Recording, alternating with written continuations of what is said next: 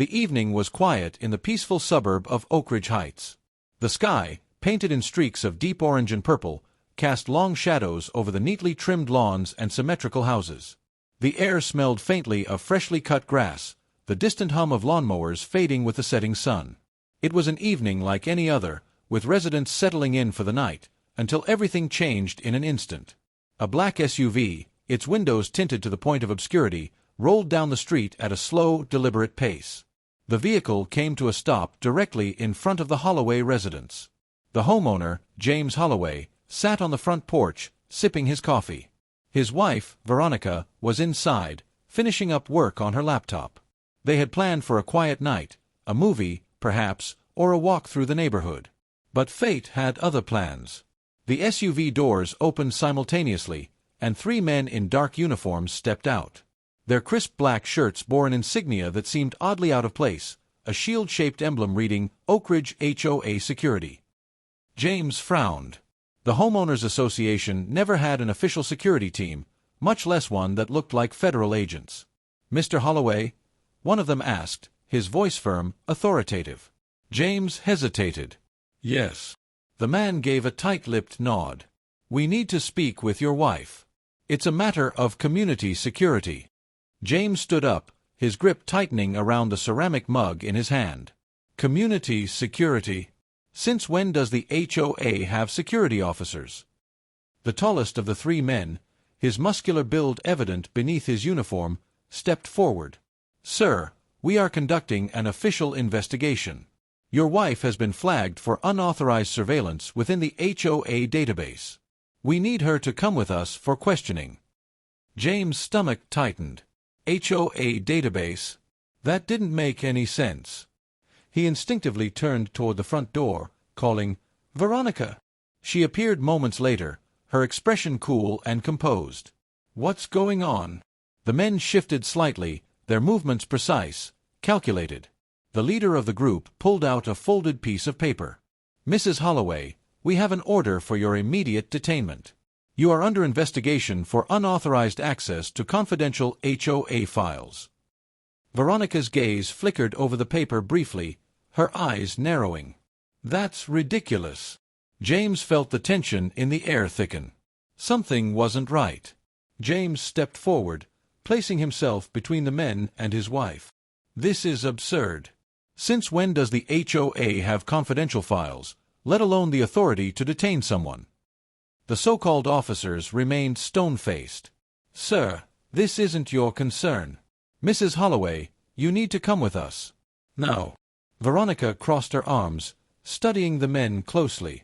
Her instincts screamed that these were not HOA representatives. Something in their stance, their rigid posture, their clipped, rehearsed responses, it all pointed to something far more dangerous. Her training kicked in, subtle but effective. "I'd like to see some ID," she said. The leader sighed, reaching into his pocket. He produced a laminated card, flashing it too quickly for a proper look. "We're authorized to operate under HOA jurisdiction." Veronica's lips twitched. A jurisdiction that didn't exist. James glanced around. A few neighbors had stepped onto their porches, drawn by the presence of the unmarked SUV and the men in uniforms. One of them, Mr. Danvers, an older man who had lived in Oak Ridge Heights for over 20 years, narrowed his eyes. "Hey, what's this about?" One of the so-called officers turned, his stance stiff. "Just an internal matter, sir. Please return to your home." Mr. Danvers didn't move. Instead, he pulled out his phone. "I think I'll call the police. HOA doesn't have security officers." That did it. The tallest officer moved with sudden urgency, reaching for Veronica's arm. "You're coming with us." She didn't resist, not yet. She allowed herself to be pulled toward the SUV but subtly shifted her weight, preparing for a move if necessary. James felt his pulse skyrocket as he stepped forward. "Let her go." The second officer turned to block him, hand hovering near his hip. James realized with growing horror that he was armed. Veronica had spent years in the shadows, working within the confines of intelligence agencies. Officially, she was a data analyst, but her work often extended far beyond that simple title. She was trained to recognize deception, manipulation, and threats. And this? This was a textbook example of an unauthorized extraction. The men weren't law enforcement. They weren't HOA security. They were something else, something worse. She made her decision in an instant. As the leader gripped her arm, she twisted, breaking his hold with a practiced motion. Before he could react, she drove her elbow into his side, sending him staggering back. The second man reached for his weapon, but James lunged, shoving him off balance. Neighbors gasped. A few started recording with their phones. Mr. Danvers shouted, "I'm calling the cops right now." The third man, who had stayed near the SUV, suddenly reached for a radio. Code red. "We need immediate." Veronica kicked the radio from his hand before he could finish. The device clattered against the pavement. The men, realizing the situation was slipping from their control, regrouped. James grabbed Veronica's hand. "Inside now." But before they could move, the wail of sirens cut through the evening air. Blue and red lights flashed at the far end of the street. The fake officers hesitated. They weren't expecting law enforcement to arrive so quickly. One of them muttered a curse under his breath as the real police vehicles screeched to a stop. Two uniformed officers stepped out, hands hovering near their holsters. "What's going on here?" one of them demanded. James pointed at the imposters. "These men tried to take my wife. They claim to be from the HOA, but they're armed and tried to force her into their car." The officer turned his gaze to the fake security team. "Identification. Now." The leader of the imposters clenched his jaw. He reached into his pocket but moved too slowly. One of the real officers stepped forward. "Hands where we can see them." The tension mounted. The fake officers exchanged quick glances, weighing their options. Then, in a last-ditch effort, the tallest one spoke. "This is a misunderstanding. Mrs. Holloway has been conducting unauthorized surveillance in this community. We're investigating data breaches within the HOA's private network." James scoffed. "What data breaches? This is a homeowners association, not a government agency." Veronica took a calculated breath. "They're lying. And I think I know why." Veronica stepped forward, raising her hands to show she wasn't a threat. Her voice was steady, unwavering. "Officer, check their vehicle. If they're telling the truth, they'll have documentation. If they're lying, I suspect you'll find something much worse." The officers hesitated, then nodded. One of them moved toward the SUV, opening the back doors. A flicker of surprise crossed his face. "What the hell is this?" James craned his neck to see. Inside the vehicle were multiple pieces of high-tech surveillance equipment, including signal jammers and encrypted communication devices. The officer turned to the fake security team. "You've got a lot of explaining to do." The men didn't respond. Instead, they bolted. It was a bad decision. The officers were faster. Within seconds, all three men were tackled to the ground, handcuffed and restrained. The moment Veronica was shoved out the door, my instincts screamed at me to intervene, but I hesitated. Not out of fear, but because of her. Despite the chaos, despite the fake officers gripping her arms too tightly, she didn't fight back. Her body language remained measured, deliberate. No erratic movements. No frantic struggle. Instead, her eyes flickered with a quiet calculation, scanning the two men, analyzing their every detail, cataloging every weakness. I had seen this look before, though never in such dire circumstances. It was the look she gave when working through a particularly difficult problem, usually in the solitude of her home office late at night. But now, she was applying that razor-sharp intellect to the men holding her captive.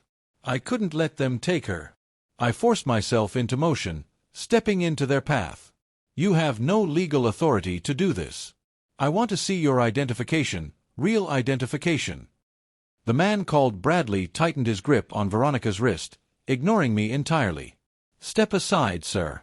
This is official HOA business." I scoffed. "You think slapping a sticker on a van and throwing on a fake badge makes you law enforcement? You have no jurisdiction here. Let her go." Kimball, the second man, shot me a dark glare. "We don't need to explain ourselves to you." Then, for the first time, Veronica spoke. "All right," she said softly. "Let's not make a scene. We can discuss this outside. Her voice was so calm, so composed, that even I hesitated. What was she doing? But then I caught the slightest movement, her fingers curling in a specific way, a subtle gesture we had once used as a code. Trust me. Play along. I swallowed my protests as they led her toward their black SUV. My mind was racing.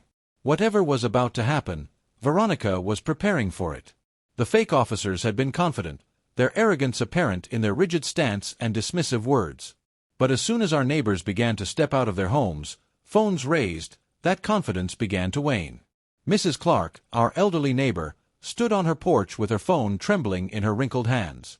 A few doors down, Toby, a high school senior known for his obsession with live streaming, had already started broadcasting.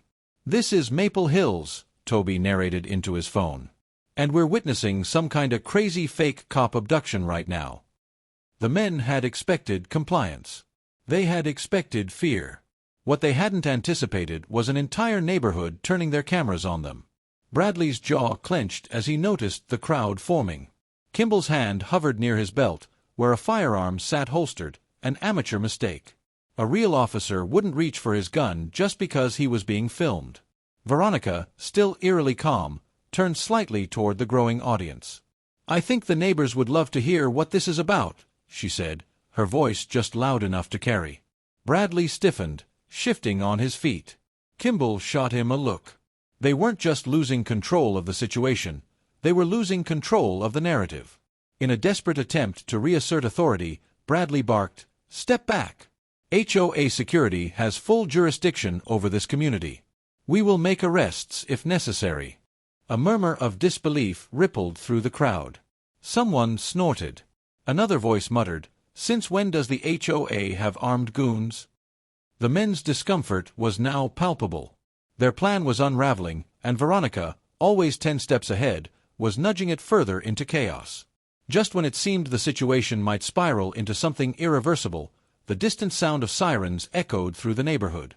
Not the wailing cry of local police, but something sharper, more precise. I recognized it instantly, the distinct high-pitched wail of government-issued vehicles. Bradley and Kimball's heads snapped toward the sound. Their confidence crumbled. Kimball's hand twitched, as if considering whether to go for his gun. But before he could act, a sleek black SUV came barreling around the corner, followed by another. Both bore unmarked plates, and yet their mere presence radiated authority. From the first vehicle, a woman stepped out with smooth efficiency. Sunglasses obscured her eyes, but the way she carried herself told me everything I needed to know. Margaret Hall. The Margaret Hall. Veronica's direct superior in the CIA. The moment Veronica saw her, I caught a hint of something flicker across her face. Relief. Margaret didn't waste a second. She raised her hand, signaling the agents pouring out of the SUVs.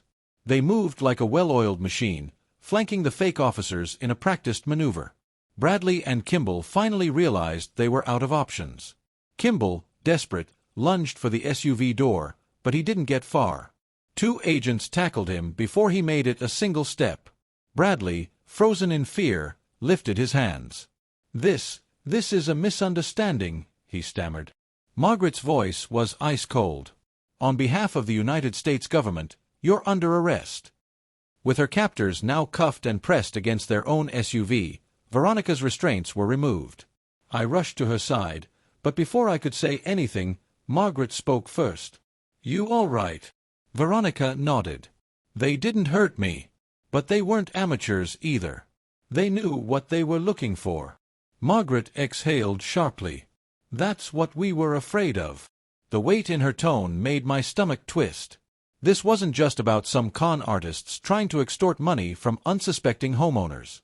This wasn't even just about Veronica. I watched as one of the agents searched the fake officer's vehicle. A second later, he froze.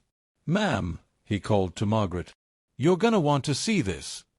She strode over as the agent pulled out a small, blinking device from beneath the back seat. Even from a distance, I recognized the shape, some kind of GPS tracker or surveillance tool. Kimball, still pinned to the ground, shook his head violently. "That wasn't ours. We didn't." Margaret silenced him with a look. "You can explain everything once we get to the interrogation room." I turned to Veronica, my pulse pounding. What the hell is going on? Her face was grim. They weren't just posing as HOA cops. They were after something specific. Something big. Margaret took a step back, surveying the scene. Her agents were already sweeping the area, securing the evidence. Bradley and Kimball are small players, she murmured. The real threat is still out there. Veronica crossed her arms, deep in thought.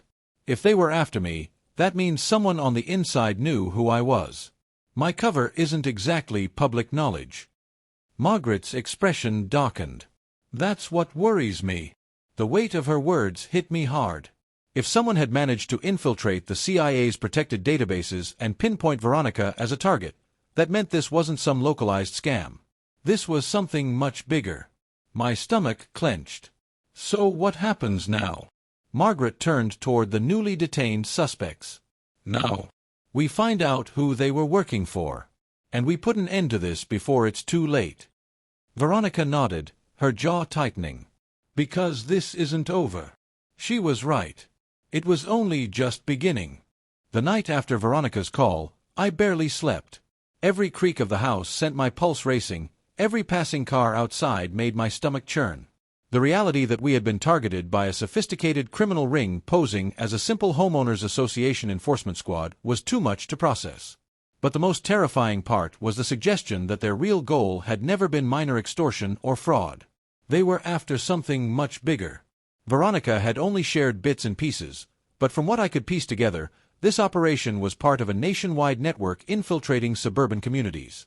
Their specialty: gaining access to mid to high-level government employees under the guise of enforcing neighborhood bylaws. It was a brilliant strategy. Nobody would suspect the HOA. They used petty infractions as an excuse to enter homes, plant surveillance devices, and gather intelligence. As I pondered this, a chilling realization struck me. How many neighborhoods had already been compromised? How many people like Veronica, covert operatives, intelligence officers, military strategists, had been unknowingly spied on? If these criminals had managed to get even one valuable government secret, the consequences could be catastrophic. The next evening, I stepped onto my porch, trying to shake off the paranoia that had gripped me since Veronica left. But my instincts told me something was off. Across the street, parked near the community pool, was that same unmarked van I had seen before. This time, it wasn't empty. A shadowy figure sat in the driver's seat, unmoving. My heart pounded. Had they come back for me? Had they figured out that Veronica was working with the CIA? Were they waiting to make their next move? I grabbed my phone and texted the only secure number Veronica had given me. Van spotted again. Same location. What should I do? Seconds later, my phone vibrated. Margaret, stay inside. Lock doors. Keep eyes on it. Agents inbound. I swallowed hard and did exactly as I was told. Minutes passed like hours.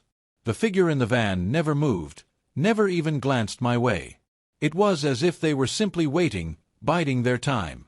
Finally, I saw them, the same black SUVs that had stormed in to rescue Veronica from the fake HOA cops. They rolled up silently, strategically blocking the van's escape routes. In a flash, two agents in tactical gear approached the vehicle, weapons drawn. The driver didn't resist. Instead, they calmly raised their hands, as if they had expected this all along.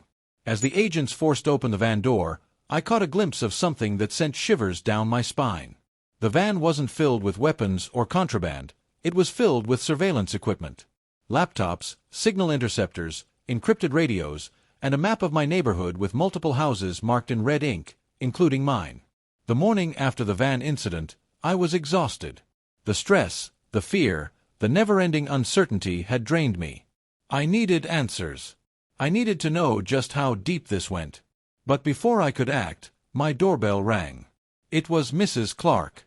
She stood there, her frail hands clasped together, an unusually serious look on her face.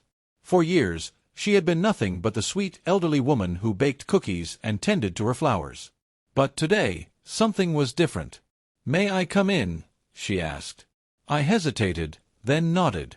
Once inside, she spoke in a hushed tone. "I know what's going on, dear. And I know you must have questions. I blinked. What? She gave me a small, knowing smile. You see, I wasn't always just a retired schoolteacher. Before this quiet life, I worked in counterintelligence. I saw things, learned things, and I can tell you, this isn't just about your wife. I sat down, stunned. You were in intelligence. She nodded. A long time ago. But some things never leave you. I've been watching those men, Bradley and Kimball, since they first arrived. I didn't trust them. The way they moved, the way they spoke. It reminded me of operatives trained to extract information without drawing attention. So, you think they were spying on us? I asked. Not just spying, she said. I think they were testing the waters. Figuring out how much they could get away with before making their real move. And I think there's more of them. Her words sent a cold chill through me. If she was right, then Bradley and Kimball were just the beginning. That night, my phone rang again. Another secure call. I picked up immediately. Veronica. I don't have much time, she said. Her voice was tight, controlled, but there was an edge of urgency that sent my pulse racing. Listen carefully. The arrests were only a minor setback for them. We've confirmed that the people behind this operation are bigger than we thought. They have resources, funding, and they don't just target government employees anymore. They're going after anyone connected to us. That includes you. A lump formed in my throat. What does that mean? It means you're being watched. I need you to be extra careful. Lock everything down. If you notice anything at all, call Margaret immediately. Do you understand? I gripped the phone. Veronica, just tell me the truth. Are we safe? A long pause. Then finally she said, Not yet. But we will be. Then the line went dead. The next evening, I returned home late from work. My nerves were on edge, my senses heightened, but nothing seemed out of place. At least, not at first. Then I stepped inside. The house was too quiet, too still. A strange metallic scent lingered in the air. My gut told me something was wrong. I walked cautiously through the living room, heart pounding. Then I saw it, the front window, slightly ajar. Someone had been inside. I rushed to my office. Papers were scattered everywhere. My laptop had been moved. Files had been opened. Whoever had broken in wasn't looking for valuables. They were looking for information. I grabbed my phone and dialed Margaret's number. Someone was in my house. They were looking through my stuff. Her voice was calm but firm. Get out. We're on our way. I grabbed my car keys and bolted. As I drove away, I saw something in my rearview mirror that made my blood run cold. A dark sedan, parked across the street, its headlights off. Watching. Waiting. The fight wasn't over. In fact, it was just beginning.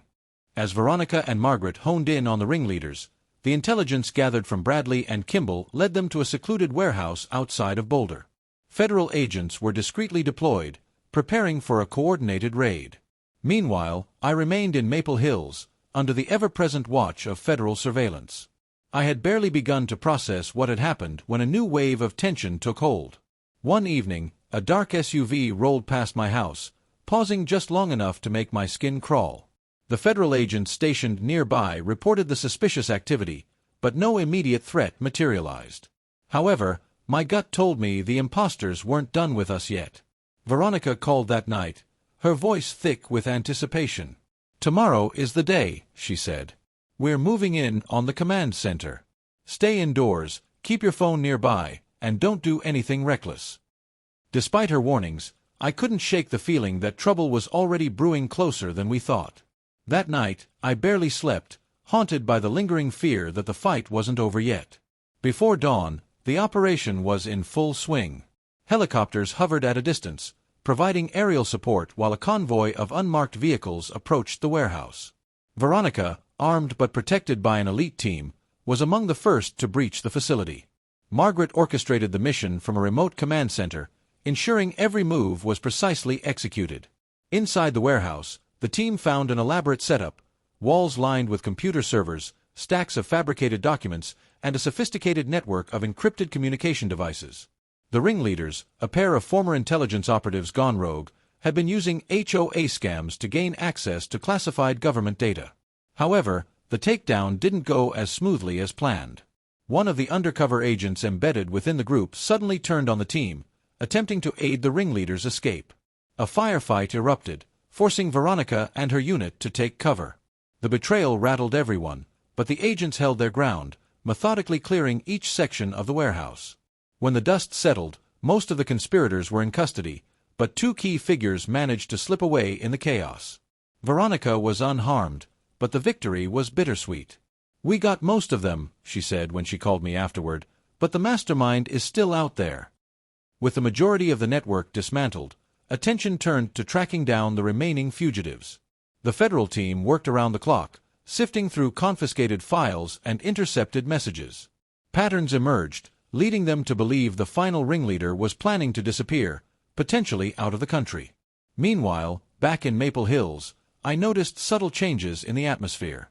The federal presence started to wane, and while neighbors remained on edge, life gradually resumed its suburban routine. But just when it seemed like things were settling down, I received an anonymous message on my phone. "You think it's over? Think again." I immediately forwarded it to Margaret and Veronica, prompting a fresh security sweep of our home and surroundings.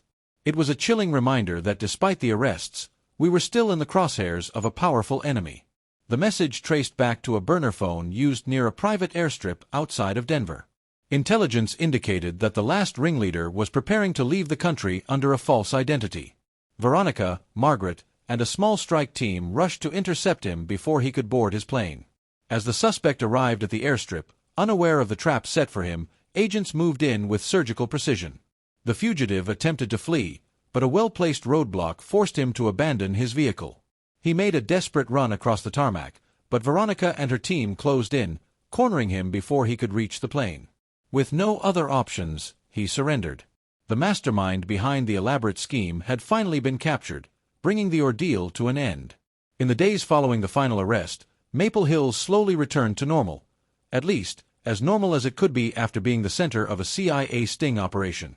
The fake HOA scam was exposed nationwide, leading to further investigations into similar frauds across the country.